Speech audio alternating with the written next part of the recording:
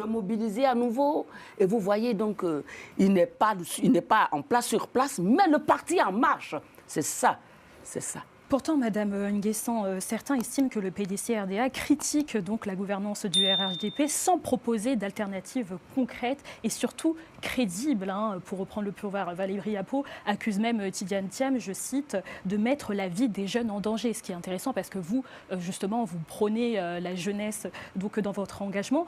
Que répondez-vous à ceux qui estiment que concrètement, le PDC-RDA n'a pas de projet concret, de plan concret pour reprendre le pouvoir? Ah, mais si, le PDC-RDA a un plan. Lorsque le président Tidiane Thiam est venu au départ, comme je l'ai dit tout à l'heure, il y a eu une vague de restructuration, nous avons travaillé. Et là, d'ailleurs, pour marquer l'empreinte des 80 années, nous sommes en train de faire des restructurations au niveau du parti. Les tests sont en train d'être revus et tout cela. Donc, on a travaillé dans ce sens-là. Le président Tidiane Thiam a un programme de gouvernement. C'est parce qu'il a été exclu du jeu démocratique. C'est pour cela que ce programme n'a pas été, disons, divulgué publiquement. Il y a un programme de gouvernement qui font partie des chantiers de l'éléphant d'Afrique, comme vous le savez. Vous voyez, ce qui s'est passé, ce qui se passe aujourd'hui en Côte d'Ivoire, même les quelques travaux que le RDF est en train de faire,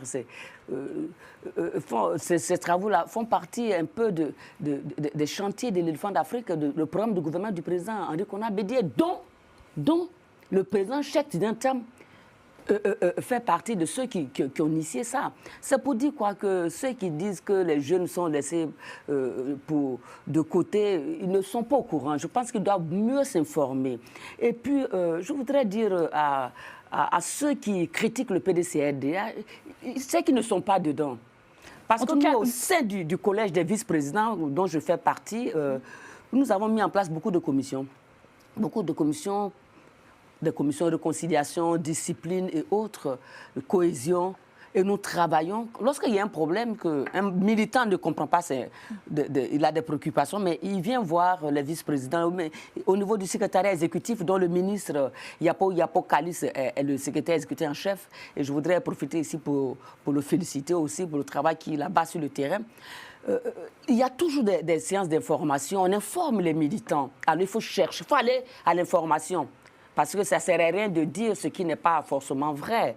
Mais quand on va à l'information, quand on cherche une information, on dit « cherchez et vous trouverez ». Donc lorsque Mme Valérie Yapo dit que votre président, je cite, dit mettre la vie des jeunes en danger, c'est de la fausse vérité. Donc.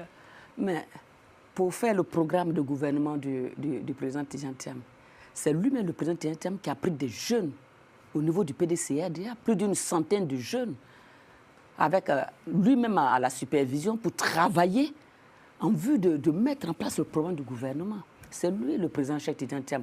Donc la politique de la jeunesse est au cœur de ses préoccupations. Donc je pense que l'information, elle n'est pas allée chercher l'information là où elle devait aller. Mais l'information est là, il faut aller la chercher, c'est tout. Voilà. Et si vous deviez reconnaître tout de même un point faible ou un axe d'amélioration, lequel serait-il tout de même, Madame Nguessan? Le genre humain est en perpétuel recommencement. C'est vrai que nos aînés ont créé le PDCI en 1946.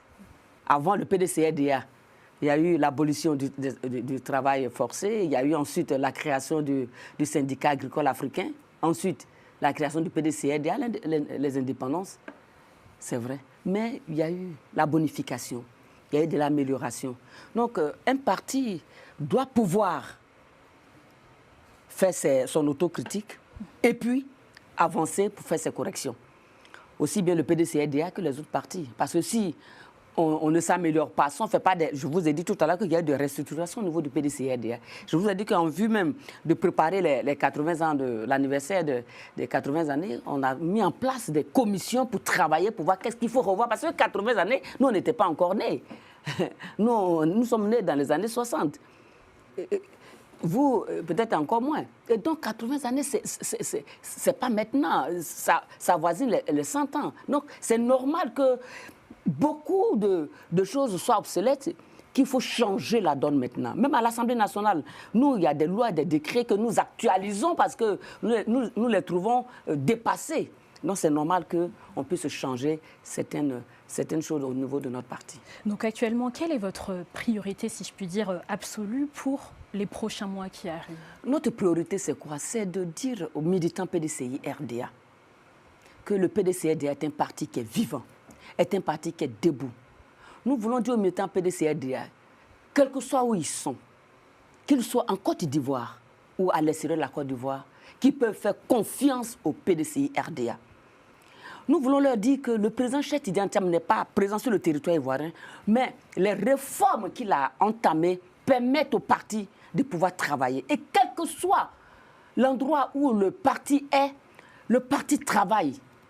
Le parti travaille au développement du parti et à la reconquête du pouvoir d'État en Côte d'Ivoire. Alors, je voulais leur dire qu'ils peuvent faire confiance au PDCI-RDA, faire confiance également à tous ces cadres, ces hauts cadres du PDCI-RDA. Et cela est très important.